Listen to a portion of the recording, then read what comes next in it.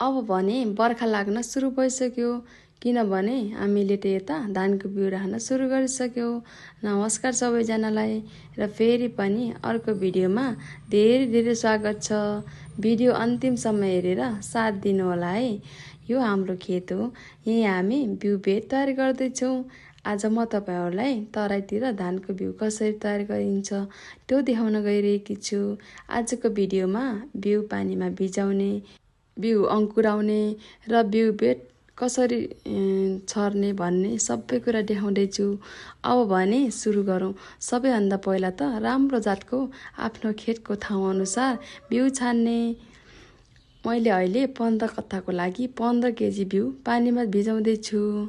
यो बिउ 24 घण्टा वा एक दिन नै भनौँ पानीमा भिजाएर छोड्नुपर्छ। यसरी मैले ठुलो भाँडा लिएर यसमा पानी हालेर अनि बिउ राख्दैछु।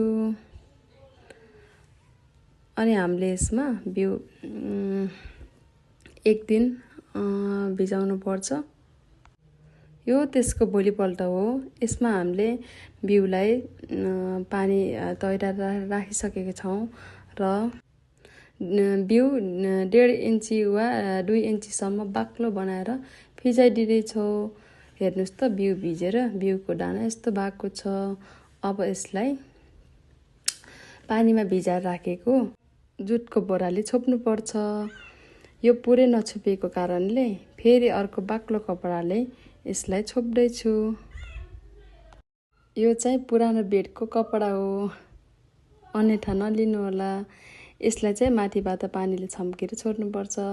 यो पनि एक दिन नै वा 24 घण्टा छोपेर राख्नुपर्छ। त्यसपछि वाफिएर बिउ अंकुराउन थाल्छ। फेरि त्यसको भोलिपल्ट खेतमा पानी पनि लगाउँदैछौँ। पानी भने पर बोर्डिङ देखिएछ नि, वहाँबाट लगाउँदैछु। त्यसपछि खेत जोत्नको लागि ट्र्याक्टर पनि आइसकेको थियो। पहिला त खेत गोरुले नै जोत्दथ्यो। आजकल भने आधुनिक समय अनुसार धेरै ठाउँ ट्र्याक्टरले नै जोत्ने गर्दछ। कतिपय ठाउँमा त अहिले नै गोरुले नै जोत्छ होला। तर अहिले त गाउँमा पनि सानो हाते ट्र्याक्टर पनि गइसकेको छ।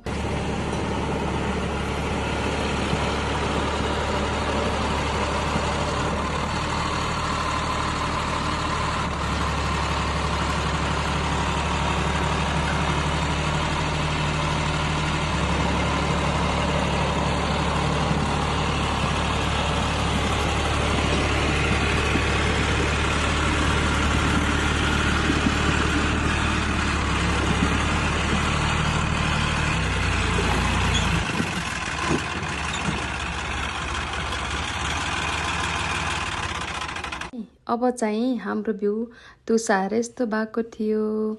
टुसा लामो भइसकेको छ। अब हामीले बिउ फाल्न लागेको।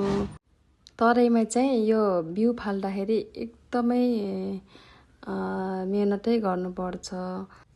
यति बेला मेहनत अलि बढी गर्यो भने 1 वर्षको लागि खाना पनि पुग्छ। त्यसैले हामीले पनि काम गर्दैछौँ। अनि यता चाहिँ बिउ फाल्दै हुनुहुन्छ। अनि हजुरहरूले आफ्नो अमूल्य समय निकालेर यो भिडियो हेरिदिनु भएकोमा हजुरहरूलाई धेरै धन्यवाद। र अन्त्यमा भिडियो कस्तो लाग्यो कमेन्ट गर्नुहोस् है। अनि यता हाम्रो यो बिउ फालेर पनि सक्यौँ। यो चाहिँ बिउ फालिसकेपछिको फाइनल भिडियो हो। भिडियो अन्तिमसम्म हेरेर साथ दिनुभएकोमा हजुरहरूलाई फेरि पनि धन्यवाद दिन चाहन्छु। Thanks for watching. Bye by.